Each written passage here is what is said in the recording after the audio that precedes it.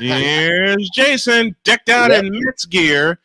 Good And before morning. Jason gets started, good morning to you, first of all. And secondly, thank you for beating the hell out of the Cubs. Oh, hey, no problem, man. I was very happy that we slaughtered them the first game, but then they gave it right back to us. We'll get all into that in just a little bit.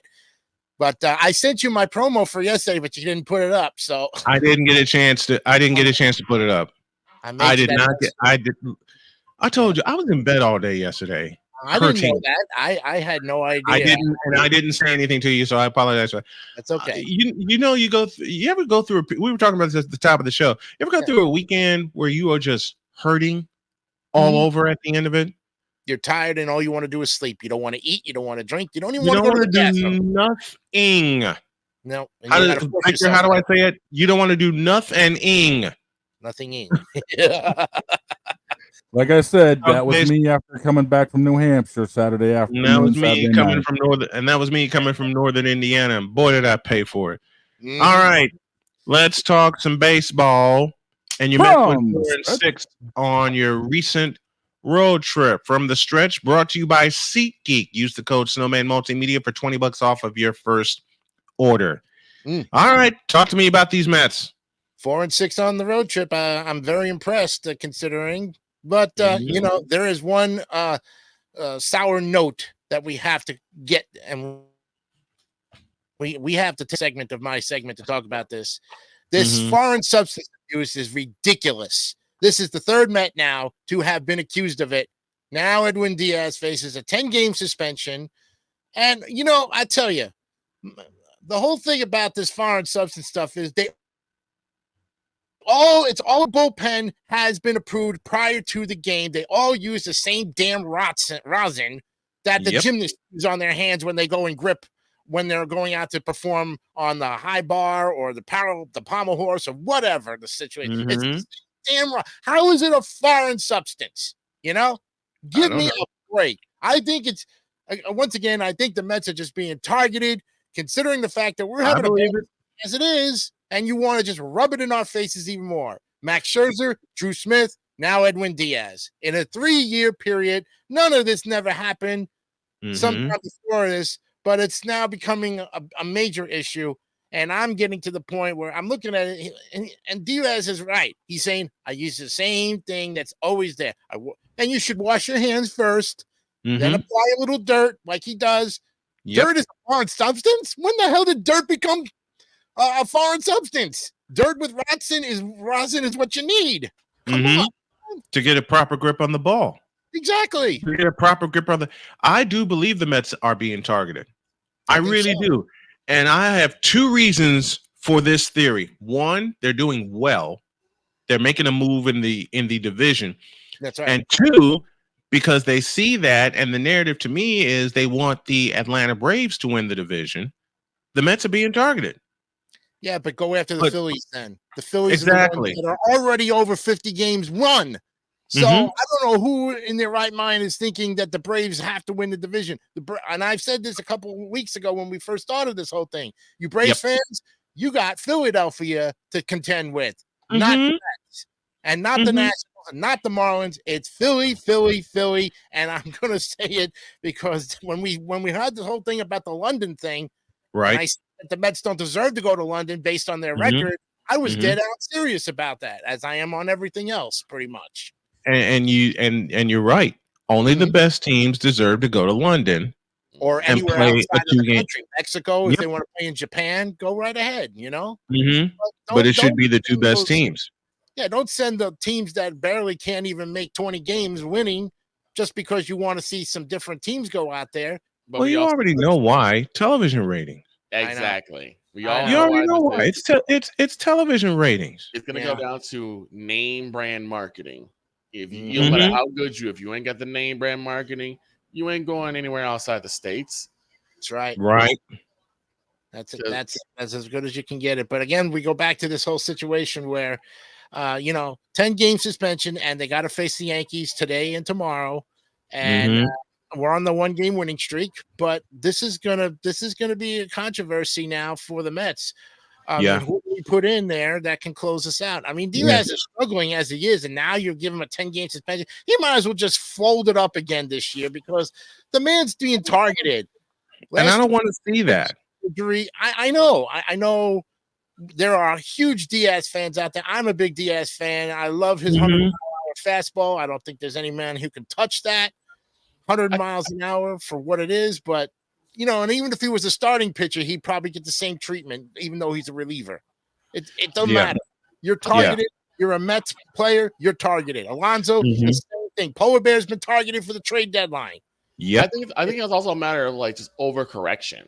I feel like a lot of the umpires probably feel like they have let so much slide that now they're overcorrecting. They're making sure that anything that might even be in the cusp of being something foreign or illegal, they're gonna call it immediately, and that's not how you play. That's not how you officiate. It really is. Sure it's still to the letter. You don't punish the next team to make up for the last team that you messed up. And they're not doing it to the letter, and they haven't been doing it to the letter since this whole thing's been introduced. Yeah, since this whole check in the glove has been introduced, and it's not fair. It just seems like certain teams are targeted, and what do they go after first? The pitching staff, right? Exactly. They go after the pitching staff, and here's what I think: every team that is close or has won a World Series gets a big bullseye on their back for every little rule that they expect them to break. Oh yeah. Because I also think that the league does not like the whole idea of dynasties anymore. Say that again, Victor. I think the league is now becoming dead set against dynasties. I think all the associations, all the leagues are against dynasties. Football is, basketball is. They don't want to see another Bulls of the 90s. They don't want to see another Patriots of the 2000s. Yeah. They don't want to see the Niners of the 80s, the Cowboys in the 90s, the Bulls of the 90s. They certainly don't want to see a repeat of what the Warriors did. But they're seeing the Celtics 18 championships, but that's a dynasty in its own right too, isn't it? I mean, it is. It's taken a while. It took a while to get the 18th, though. It's not like it happened, immediately. But it's done. I mean, and now it's done. And now you got the newest dynasty, as A. Pizzle joins us from West Palm Beach. Now you got the newest dynasty in the Florida Panthers. Congratulations to those Panthers. I couldn't believe it when I saw the scoreboard last night. I was like, son of a gun. And I couldn't believe it either, man. Comments. I said, hockey is a sport played at the highest level, no matter what level. College, amateur, novice, even the little guys, little kids who do street hockey. It's played. I've seen it all. And it's played to the highest level. And you can't rig a hockey game. Unless, of course, you go out there and play like crap.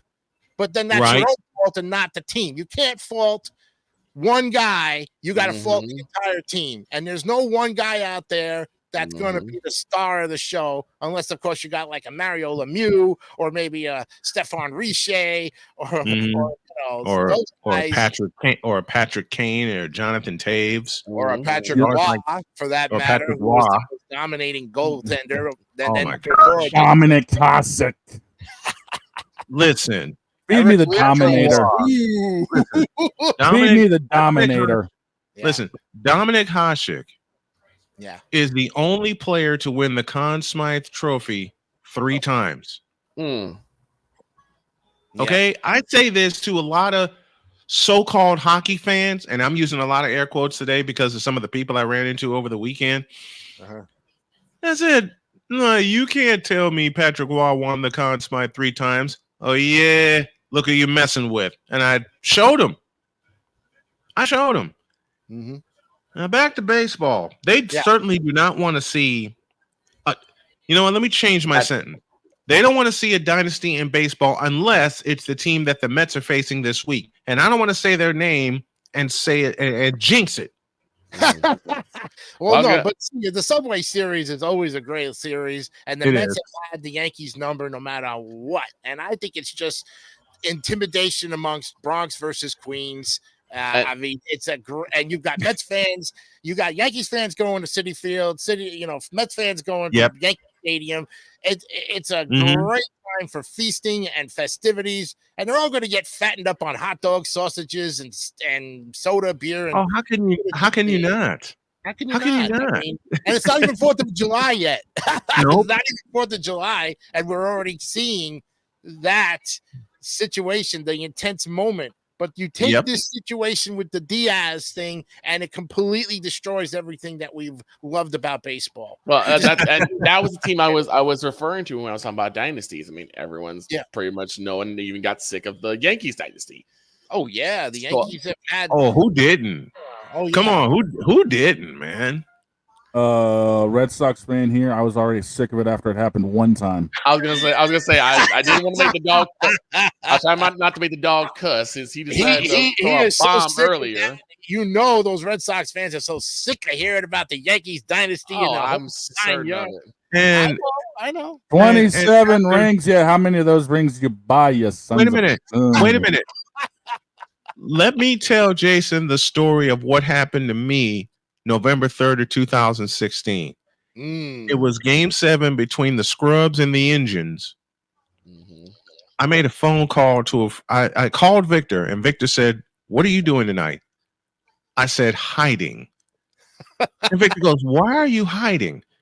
I said, "Victor, look at your baseball schedule." He said, "What?" And then he looked and he goes, "Oh no." Like, yeah, it's games. Give me this button. The Scrubs and the Indians. And yes, it was a Game 7.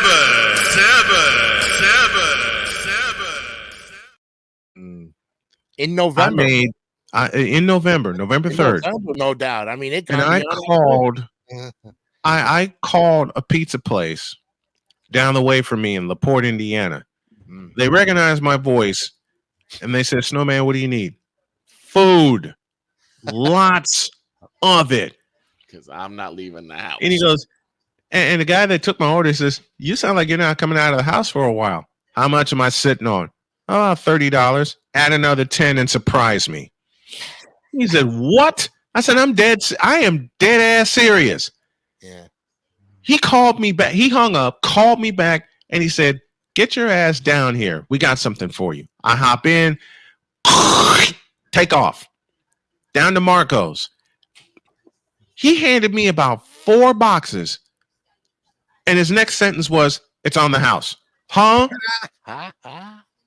Why? Look, it's on the house. Trust me. Get out of here. I scooted. I got the hell out of there. Yeah. Well, you just got free food, and you didn't have to do that much for it. That's great.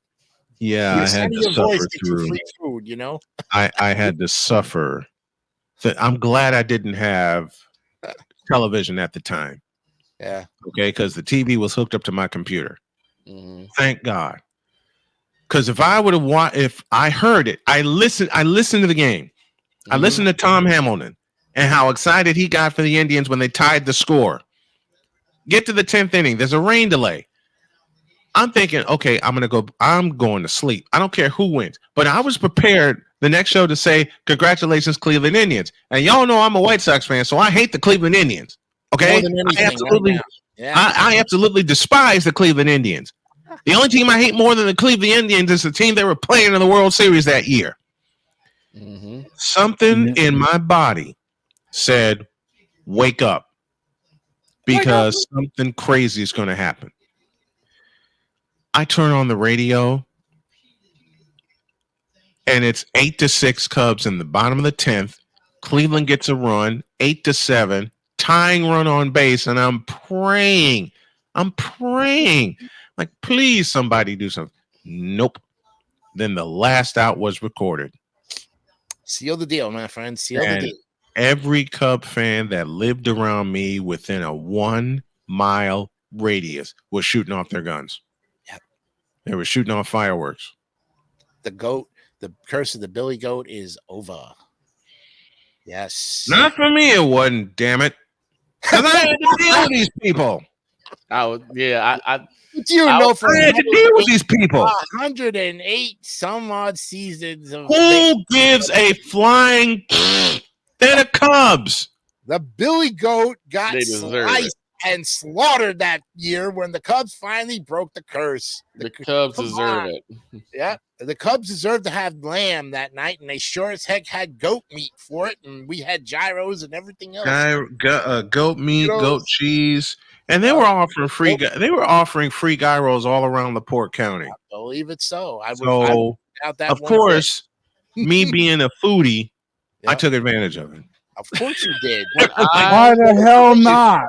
There were like 4 different places around me between LaPorte and Michigan City that were offering free gyros because of the Cubs winning the World Series. I walked in, I grabbed one, I walked out. Why not? You got to take it. Couldn't help it. I couldn't help it. And speaking of free food and everything, and it is summertime in the Sunshine State. Today's show and tell is brought to you, of course, by I was digging in my garage, and I found a lot. I've found a lot of my old stuff, and I have 2 memorabilias for you. These are Sunday in a Cup helmets that they used to. I remember those. Ice cream. So the little Sunday cups. Look at this, guys. I have the Mets and the Phillies. Of course, these are team rivals, but of course, I got the Mets when I was at Carvel. You can get a nice Sunday during the summertime with your favorite baseball team, and I know a lot of people who were in those areas. Carvel ice cream, the best soft serve ice cream ever. I don't care what anybody says, and you're a fool for thinking that there's some other way. Maybe Mr. Softy is a second place, but Carvel is the bomb. We've got hot fudge Sundays. We've got everything for you, my friend. So this is the show and tell for this week. Next week, I've got even something better for you. Oh, and by the way, I've got my Tracy McGrady bobblehead for that right? Y'all are making me freaking hungry, and it's 11 a.m. Y'all suck. McGrady. This guy was like the spitting image of Magic fans for how long? I went to a Magic game where he was playing, and it was McGrady bobblehead night, and I got one, and unfortunately, I had to live with this. But you know, what are you gonna do? I mean, Tracy McGrady. It couldn't be Anthony Hardaway or Shaquille O'Neal or. I'm not wrong. Carvel is the best. Thank you, Ryan McCarthy. Y'all are making me hungry. Shut up. Hey, this is not only from the stretch, we're from the food stretch. You know, this yes, anything goes. We take it beyond the stretch. We go beyond. We're like Stretch Armstrong times 2. You know, that's why we make it. Y'all are making me hungry, man. Hey, but you know you love to eat. You know you love to eat. Come on. Hey. I am a self-confessed. My wife and I are self-confessed foodies. Okay, that's right. We are self-confessed foodies. I'm a fat kid at heart. The problem is I just wear my heart on my sleeve. Yesterday. What do you think? What do you think this is? Huh? We went to the Ale House last night and had some of the best chicken zinger nachos you've ever had. Chicken zinger nachos. Yes, with kettle chips instead of nacho chips. They use. I love it. I love that idea already. It's got the hot garlic sauce, chicken zingers. It's got sour cream. It's got salsa. Now you're making me hungry. But now what I'm doing is cooking more. I'm learning to cook more at home instead of running out and grabbing food all the time. You stick with me, you never go hungry there, Brian. I'll tell you. I'm going to tell you the whole way, and I do it. So next week, you know what? Let me tell this food story. Oh, please do. I was 20 years old, and I was dating a young lady who I found out was messing around with somebody else who was my best friend at the time. So we went to Giordano's Pizza, and anybody who's lived in Chicago or has been in Chicago knows about the legend of Giordano's Pizza. Daryl and I went into the bathroom, and he said, "Did she tell you the same thing she told me?" Yup. Okay. How do you want to handle this? Who goes first? You or me? And he goes, "You go first. I'll be 30 seconds behind you." And I know this is wrong, but considering the fact how we were both being played, we stiffed her with the check. Ooh. 2 boxes of Giordano's deep dish pizza, one with him, one with me, walked out, stiffed her with the check for about, I don't know, $95. Woo! Holy cow. You realize she blew up my phone the next day. Oh, I know she did. And demanded you pay her back. She like, and then some, including the tip. including the tip. Which I found out. Which I found out. And Victor, you know this? Did you know the Giordano's in Hyde Park? Yes, I do. That's where we went. Oh, we went to one of the richest Giordano's in the city of Chicago, in Hyde Park. The next one is downtown Chicago. Right. This young lady, in lieu of another word that I'd like to use, blew up my parents' phone. Wow. And I finally, my mother, bless her loving heart, and my dad, both my parents, covered for me for about a month. You know, she and Dad just finally yanked me aside. You know, she ain't going away after what you did. Yes, I know. Like, look, you got to send her away. What? You got to send her away. You got to take care of this. So she called, and just as Mom was about to say he's not here, I said, Mom, give me the phone. And Mom looked at me with a shocked face and, are you sure? Yes, I'm sure. So I took she gave me the phone. Dad came in the room at the same time. She starts yelling at me about what I did. And the first thing I said to her was, shut up, fool. She starts barking and whining and moaning again. And again, I told her, shut up, fool. You pulling it out. You pulling it out. Mr. T on her. You can't do that to your girlfriend. Shut up, fool. And I said, you're my girlfriend? She says, yes. I said, you fool. No, you are not. And then, I let her have it. I let her have it for a good 7.5 minutes. And then finally, I got rid of her. And I said what I usually say on this show on Wednesdays, you, and you. There it goes. Over his head and through the woods to grandmother's house we didn't go. Exactly. Never bother me again. Next week on Show and Tell, man, I've got the starting lineup, figurines, and your favorites in the bag there, Mr. Brian Snow. So yes. I love it. So I love it. Show and Tell because I'm taking, like I said, we're doing a lot of retro on this from the stretch. I have you've given me pretty much free open range to talk baseball. Oh yeah. And I think we need to. I even was in, like I said, I was searching in my garage and I found 2 old wiffle bats, yellow wiffle bats, and I know them. Just show and tell for because we played wiffle. Oh my gosh, wiffle bats. Wiffle balls were the best because Grandma didn't have a fit when the window got broken. You know what I mean? You know what I found on YouTube? I found on YouTube by total accident. I was trying to fall asleep one night. Yeah, and I found a live call of a wiffle ball game. Mm-hmm. Yeah. American Wiffle Ball Association. I immediately subscribed to that and wrote to them and I said, thank you for having this. Because one of my friends wanted me to do it while I was living in Indiana, living up in Gary. I said, I'll give it a shot. Couldn't make it because my car was acting up. So they brought the game to me. Isn't it nice to know that these kids of this next generation are appreciating what we grew up with? I find that very, very heartwarming. And I'm glad that these parents today are actually teaching their kids, hey, this is what we grew up with. We hope that you'll take an appreciative to it. If you don't, still, we want you to have some kind of knowledge that this is how we grew up with it. So that way, grandma, your great grandmother wouldn't have a fit knowing that baseball was going through her window when she was trying to watch Oprah,